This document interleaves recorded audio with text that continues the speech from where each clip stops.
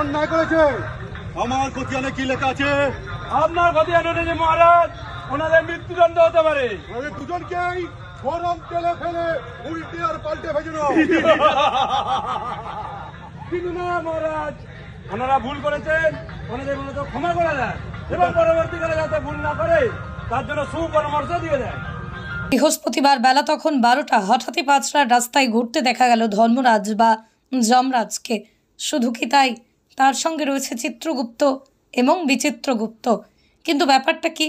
রাস্তায় তখন বিনা হেলমেটে বাইক চালকদের বাইক থামিয়ে বাইক চালকদের সচেতন করছেন স্বয়ং যমরাজ। বৃহস্পতিবার একটি অভিনব সচেতনতা শিবির চালালো হাওড়া গ্রামীণ পুলিশের অধীনে থাকা পাঁচলা থানার পুলিশ কর্মীরা। জানা গেছে, পাঁচলা থানার উদ্যোগে বৃহস্পতিবার অনুষ্ঠিত হল সেভ ড্রাইভ সেভ লাইফ কর্মসূচির সচেতনতামূলক পদযাত্রা। এদিন পাঁচলার ধামাশিয়া রানীহাটি রাস্তায় হয় এই পদযাত্রা। আর সেই পদযাত্রায় সাধারণ বাইক চালক গাড়ির চালকদের সচেতন করতে দেখা গেল ধর্মরাজকে। পাশাপাশি এদিন বিনা হেলমেটে বাইক চালকদের হাতে গোলাপ ফুল মিষ্টি দিয়ে গাড়ির চালকদের সচেতন করে পাঁচলা থানার ভারপ্রাপ্ত আধিকারিক। আর এদিনের সেভ ড্রাইভ সেভ লাইফ সচেতনতামূলক কর্মসূচিতে পা মেলান পাঁচলা আজিম মোয়াজ্জেম উচ্চ বিদ্যালয়ের ছাত্রছাত্রী, পাঁচলা থানার পুলিশ সিভিক কর্মীরা।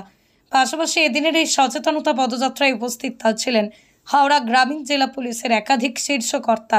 এদিকে সেভ ড্রাইভ সেভ লাইফ কর্মসূচির এমন অভিনব প্রচার যা নজর কাড়ে এলাকার সাধারণ মানুষের।